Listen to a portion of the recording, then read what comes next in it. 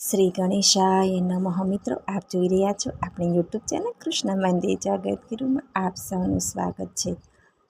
જે દિવસે સોમવારે અમાસ આવતી હોય તો તે દિવસને સોમવતી અમાસ કહેવામાં આવે છે. શ્રાવણ વદ અમાસ આ વખતની સોમવારે આવતી હોવાથી સોમવતી અમાસ કહેવાય છે. તો આજે આપણે આ વિડીયોમાં સોમવતી અમાસનું મહાત્મ્ય તથા સોમવતી અમાસની વ્રત કથા વિશે આજે આપણે આ વિડીયોમાં સાંભળીશું. જો આપને મારો વિડીયો પસંદ આવે તો લાઈક કરજો, શેર કરજો અને પહેલીવાર જો આ વિડીયો આ ચેનલમાં જોઈ રહ્યા હોય તો સબસ્ક્રાઈબ કરજો, જેથી મારા નવા વિડીયોની માહિતી તુરંત આપ સુધી પહોંચે.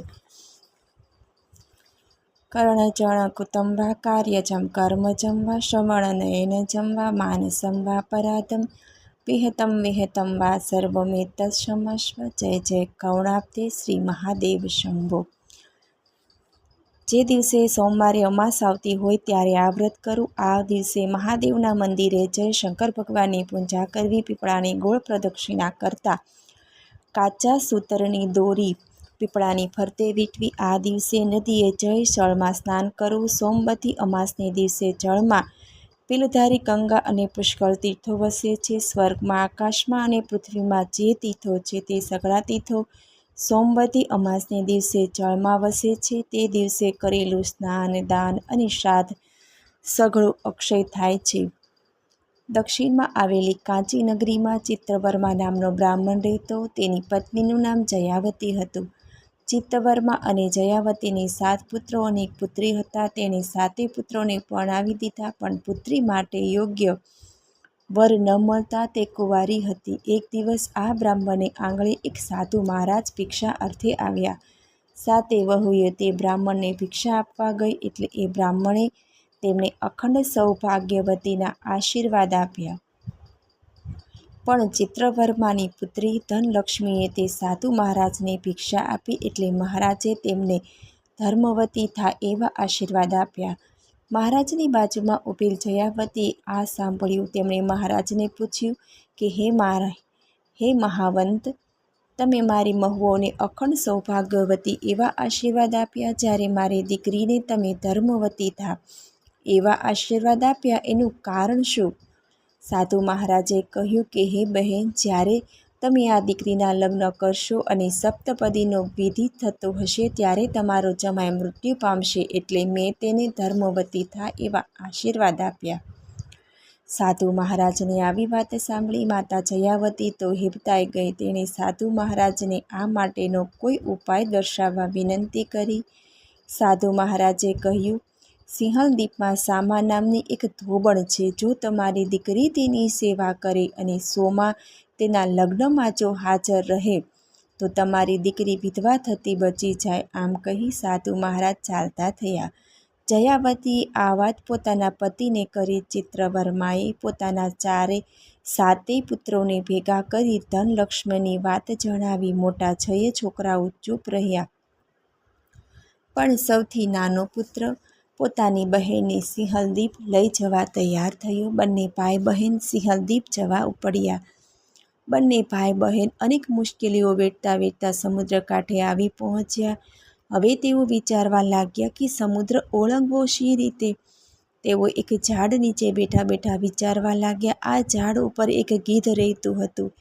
તે ચિંતાગ્રસ્ત ભાઈ બહેનને જોઈ નીચે ઉતર્યું, તેમની પાસે ગયું અને બોલ્યું કે હે માનવીઓ, તમે આમ સમુદ્ર કાંઠે ચિંતાગ્રસ્ત બેઠેલા કેમ જણાવ છો? ત્યારે ભાઈ બહેને તેની સઘળી હકીકત જણાવી. ગીધે તેમની દુઃખદભરી કહાની સાંભળી તેમને સમુદ્ર પાર કરાવવાની જવાબદારી લીધી. બીજે દિવસે સવારે ગીધ એ બંને ભાઈ બહેનને પોતાની પાંખ પર બેસાડી સમુદ્ર પાર કરીને સોમા ધોબણના ઘર પાસે ઉતારી દીધા અને પછી ગીધ પાછું ફર્યું. હવે બંને ભાઈ બહેન સોમા ધોબણ પાસે કેમ જવું એ વિચારવા લાગ્યા. તેમણે નક્કી કર્યું કે તેમની આગળ જતાં પહેલાં આપણે છાનામાના તેમની સેવા કરીએ. સવાર થતાં બંને ભાઈ બહેન સોમા ધોબણનું આંગણું અને વાડી ચોખ્ખા વાળીને સાફ કરી દીધા. સોમા સવારે ઉઠીને બહાર જુએ તો આંગણું અને વાડી એકદમ ચોખ્ખા. આ જોઈ તેને આશ્ચર્ય થયું. તેને કાંઈ સમજણ પડી નહીં. આમ ભાઈ બહેન દરરોજ સવારે સોમાનું આંગણું વાડી સાફ કરવા લાગ્યા. સોમાને આ જોઈ નવાઈ લાગી. તેને આ કામ કોણ કરે છે એ જોવા માટે રાતના સંતાઈ ગઈ. સવાર થતાં ભાઈ બહેન આંગણું અને વાડી સાફ કરવા લાગ્યા કે સોમા તેની આગળ ગઈ અને બોલી, તમે કોણ છો અને આમ દરરોજ મારું કામ શા માટે કરો છો? ભાઈએ પોતાની ઓળખાણ આપી અને બહેને આપવીતી જણાવી. સોમાએ કહ્યું, તમે બ્રાહ્મણ થઈ અને મારા ઘરનું આંગણું અને વાડી સાફ કરો છો તો મને પાપ લાગે. હવે તમે આ કામ બંધ કરો, હું તમારી સાથે જરૂર આવીશ. સોમાએ પોતાના દીકરાની વહુઓને બોલાવીને કહ્યું કે હું આ ભાઈ બહેન સાથે જાઉં છું, પણ જો આપણા ઘરમાં કોઈ મરી જાય તો હું ન આવું ત્યાં સુધી તેને સાચવી રાખજો. હું આવું પછી જ તેનું આપણે કંઈક કરીશું. આમ કહી સોમા ભાઈ બહેનને પોતાના વ્રતના પ્રભાવે આકાશ માર્ગે ઉડી કાંચી નગરીમાં આવી ગઈ. સોમા અને બંને ભાઈ બહેન પોતાના ઘેર આવ્યા.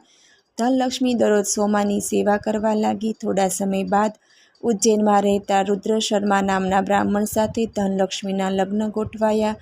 ચોરીમાં મંગળ ફેરા ફેરવવા માંડ્યા. ત્યાં તો રુદ્ર શર્મા બેભાન થઈને નીચે પડ્યો. લગ્ન મંડપમાં હાહાકાર મચી ગયો. સોમાએ બધાને શાંત પાડી કહ્યું, તમે ચિંતા ન કરો, જમાઈ હમણાં જ બેઠો થશે. આમ કહી તેની સોમવતી અમાસનું પુણ્ય ધનલક્ષ્મીને આપ્યું એટલે તરત જ રુદ્ર શર્મા બેઠો થઈ ગયો. બધા આનંદિત થઈ ગયા. ધનલક્ષ્મી સોમાના પગે પડી આશીર્વાદ મેળવ્યા. સોમા બધાની વિદાય લઈ પોતાને ત્યાં આવવા નીકળી. રસ્તામાં તેને એક બહેન મળી. તે કપાસનો ભારો ઉતારી થાક ખાતી હતી. તેણે સોમાને ભારો ચડાવવા કહ્યું. સોમાએ કહ્યું, બહેન, મારે સોમવતી અમાસનું વ્રત છે એટલે હું તમને ભારો નહીં ચડાવું. આમ કહી તે આગળ ચાલવા લાગી. આગળ જતા રસ્તામાં તેને મૂળાનો ભારો લઈ જતી બહેન મળી. તેને સોમાને માથા પરનો ભાર ઉતારવા કહ્યું. ત્યારે સોમા બોલી, બહેન, આજે મારે સોમવતી અમાસનું વ્રત છે, મારાથી મૂળાને અડી ન શકાય. આમ કહી સોમા આગળ ચાલી. રસ્તામાં પીપળો મળ્યો. સોમાએ 108 ફળો લઈ પીપળાની પ્રદક્ષિણા કરી અને ભગવાનનું ભજન કર્યું અને પૂજન કર્યું. સોમાએ જ્યારે રુદ્ર શર્માની સોમવતી અમાસનું પુણ્ય અર્પણ કરીને પાણી વડે અંજલિ છાંટી હતી તે જ સમયે સોમાના ઘેર બધા પુત્રો મૃત્યુ પામ્યા. બધા સોમાની રાહ જોઈને બેઠા હતા. સોમા ઘેરે આવી. તેણે પોતાના પુત્રોને મૃત્યુ પામેલા જોઈ કાંઈક વિચારવા લાગી. તેણે ઘરના આંગણામાં આવેલ પીપળાની પ્રદક્ષિણા કરી વિષ્ણુ ભગવાનનું પૂજન કર્યું. હાથમાં સાકર લઈ 108 વાર ફરી. ત્યાં તો તેના મરેલા પુત્રો સજીવન થઈ ગયા. આમ સોમવતી અમાસનું વ્રત કરવાથી સ્ત્રીઓ અખંડ સૌભાગ્યવતી બને છે. મૃત્યુંજય મહાદેવ ત્રાહિ મામ શરણાગતમ જન્મ મૃત્યુ જરા વ્યાધિ પીડિતમ કર્મ બંધનમ. મને સાંભળવા બદલ ધન્યવાદ. જય શ્રી કૃષ્ણ.